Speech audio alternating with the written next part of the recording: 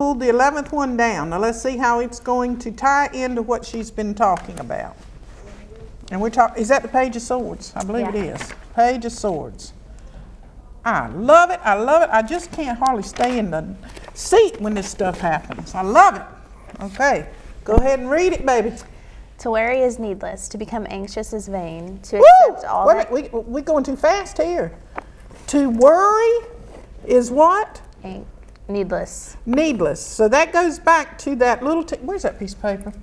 That goes back to you are wasting your strength and agility by being superficial. So worry is superficial. And what was the next sentence? To become anxious is vain. Anxious.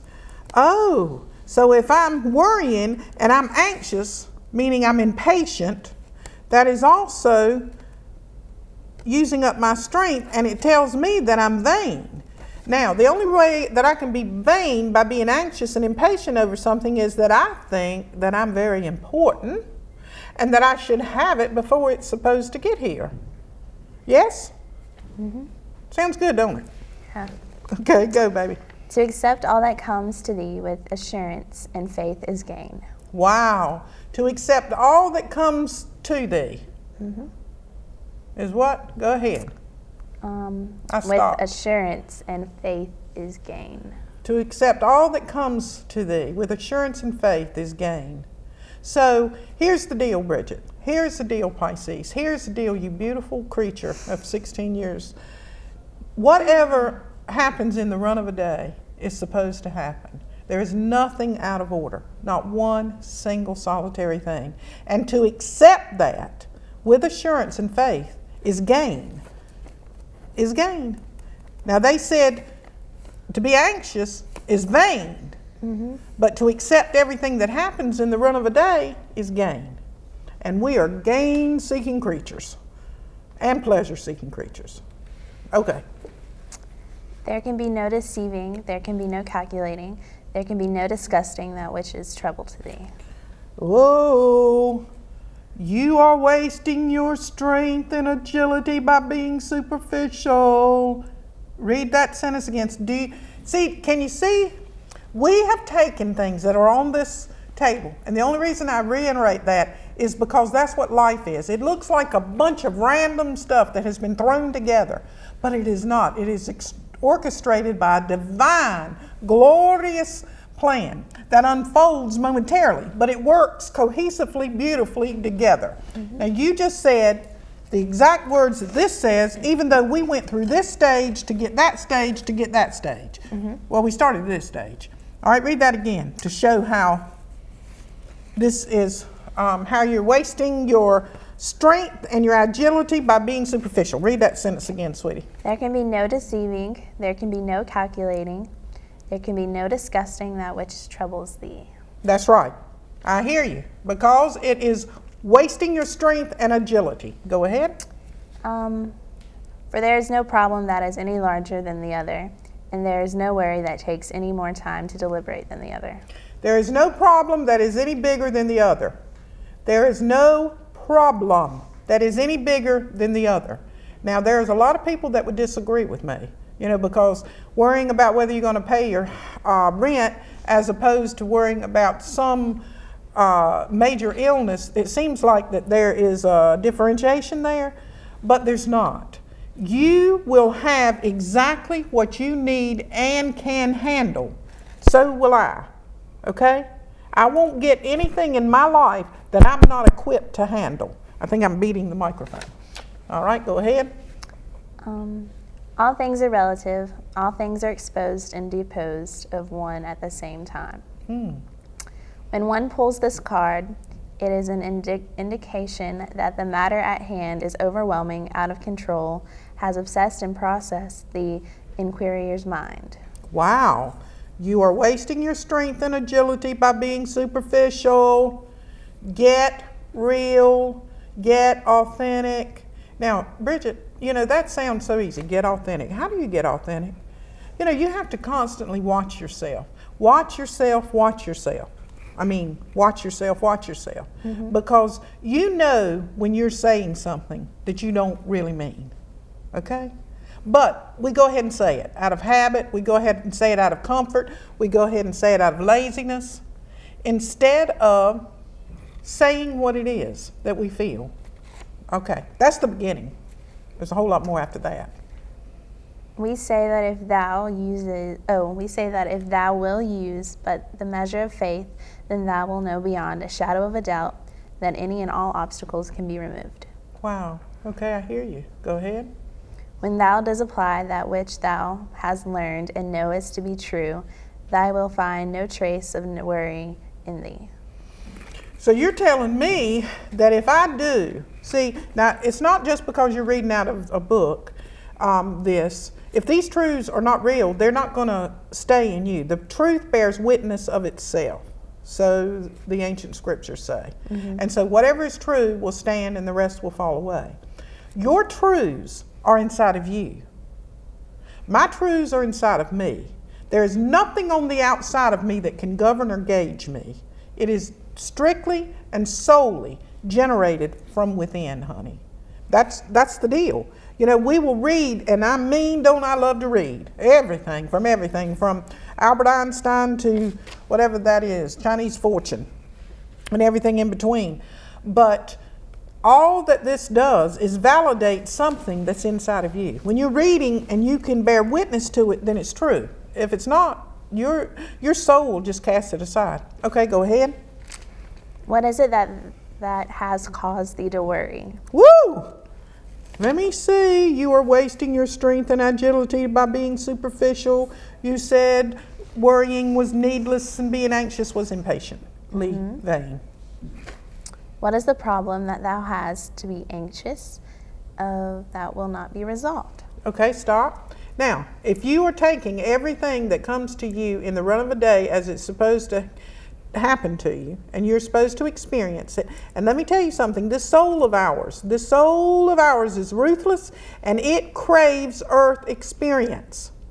Our soul craves earth experience, and will have it, because that's the whole point of us being alive. We are here learning how to be human.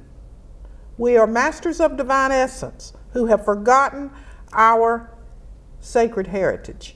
And we are learning how to be human. And in order to learn how to be human, we're going to have to go through a lot of experience. Up and down, round and round, round and round. Okay, go ahead. When preciously did thou become an authority in matters? I'd like to know that. Eliminate that which is troubling thee by ceasing to give it negative energy. I hear you. Oh my goodness.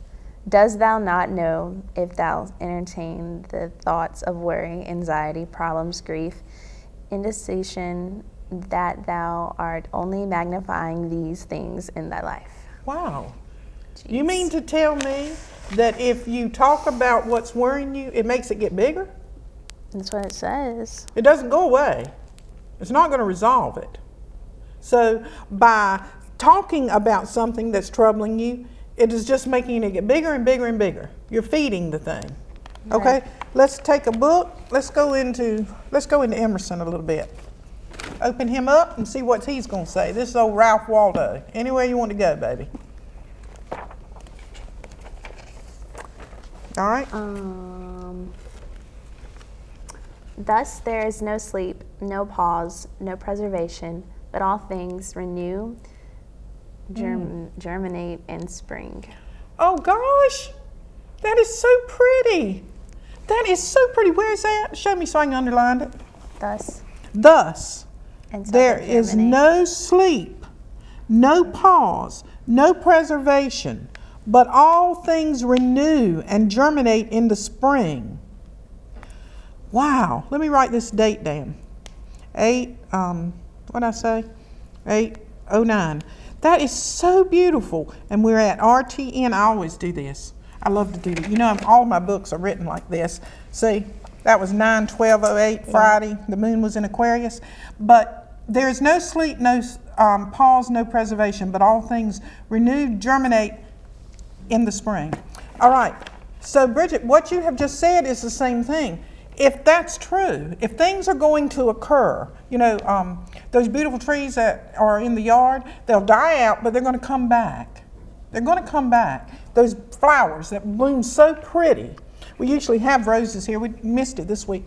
But they will bloom, they'll bud, and then they'll bloom. Well, the first thing they're going to do is push themselves through that hard soil just to live. But then they're going to bloom, and then they're going to die. But they'll come back again. So that is, now in the meantime, if that rose bush worried and fretted and screamed and hollered and kicked, is it going to stop those roses from blooming? No. Right. And all of that same kind of energy, can it stop the roses from dying? No. They are here for a reason, to be beautiful like you are, and they put off a wonderful fragrance like you do, the fragrance of youth and beauty and joy and talent and song, everything that you possess. But it's all spiritual. Every bit of it is spiritual. So what Emerson is saying is, well, why are you going to worry about it? There's nothing you can do about it. You have called it into existence, and you're not going to experience anything that is not gainful for you. Okay, let's try another book, sweetie. The Power of Your Subconscious Mind. Wow, that sounds really ominous. Okay. Okay, I'm ready. I am sure you have heard men say, the fellow has a racket. Has a racket. I'm listening. He is a racketeer. Okay. He is getting money dishonestly. Okay. He is a faker. I hear. We're talking about authenticity today. Go ahead and read it. I knew him. He had nothing. Okay. He is a crook, a thief, and a swindler. A swindler. Swindler. All right. Go ahead. I want to hear the rest of that story.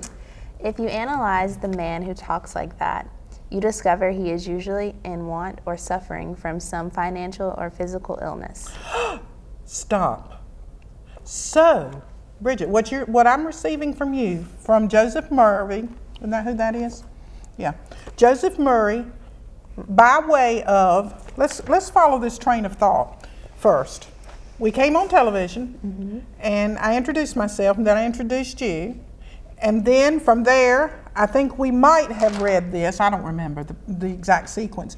Then we pulled this. What did we do after this? Cards. We did the cards. And we read. We read this. Is that the first thing? Yeah. We went to the picture book first. Yeah, and then we went to that book. Yep. And now we went to Emerson. Yep. And now we've gone to this. Right. Now, and we've been on the air maybe, I don't know, 30 some minutes, I guess. 30 minutes. Okay, and it started with this, you are wasting your strength and agility by being superficial. Now, we have gone 30 minutes deep into the show, and there's no way that we could have controlled the things that are happening. Life is not like that. We just are able to participate in them and partake of whatever the substance is. But you have, at this point, you are reinforcing this. You are talking about a guy that is, somebody's talking about him, saying he's a swindler and whatever, he's got a racket and all that. But this Joseph Murphy is saying that based upon what you have in your mind is how you view someone else. So if I call you a thief, it means I'm a thief. If I call you and say you're a lazy, good for nothing, nobody, ain't never gonna be good, no good, ain't never been good, that's how I feel about myself, because I can only say what it is in my mind at the time. I can only put forth the words and see something based on what this screen is in here. I can't see you out there without it having to be projected, like there's some cameras right there. They're looking at us and they're projecting us to the world, okay? So, but they're having to see through a filter. And the same thing, this guy is saying, whatever's in your mind is what you're going to see in someone else. Okay, read some more, honey. I like that. Perhaps his former college friends went up the ladder of progress or success and excelled him. Ah, so he was jealous and envious, huh? because that's why he said that. All now right? he is bitter and envious of their progress. I hear you. In many instances, this is the cause of his downfall. Thinking negatively of his classmates and condemning their wealth caused the wealth and prosperity he is paying for to vanish and flee away. You mean to tell me because he's talking about the other person that he's jealous and grievous about, maybe it was, like they said, maybe it was a classmate of his, a college classmate, and he ascended up the ladder of success. And by this man talking negatively about him and saying he's no good and he's a swindler and he's got a racket going on, it's causing his own fortune to dissipate. Right. Okay, go ahead. Oh, that Pisces understood that. He is condemning the thing he is praying for. What, Bridget? Say that again. He is condemning the thing he is praying for. Brandy, he is condemning the thing he is praying for. So if we want, let's say, for example, you know, I talked about that a few weeks ago, about that on Bentley. Mm-hmm. All right. Now, and it was about, I done forgot how much it was, but slam up there, 180,000 or something, some ridiculous amount. But anyway, not ridiculous for the people who drive Bentleys, it's not ridiculous. But anyway, if I was to see somebody driving a Bentley and saying, look at him, what does he think he is driving that Bentley? Don't he think he's something? He's nothing driving that Bentley. I could have a Bentley if I wanted to, but I am making the Bentley that I would want dissipate from me. Because whatever it is that we want deep inside of us, our subconscious mind, which is the name of that book anyway, The Power of Your Subconscious Mind, it is going to fulfill. I'm working on that word. Fulfill it in our life. And the subconscious, of course, is directly attached to our soul, which I just said is experience. We're going to have that experience. So if we talk bad about people, we're only condemning ourselves. Okay, go ahead. He is praying in two ways. On one hand, he is saying, wealth is to follow me now. And in the next breath, silently and abruptly, he is saying, I resent the fellow's wealth. Always make a special point to rejoice the wealth in the other person. Oh, so when you find somebody that you know and he has or she has good fortune, you are to celebrate it with them. You are not to be jealous, you're not to be envious, and you're certainly not to speak bad of them because it causes that which you would like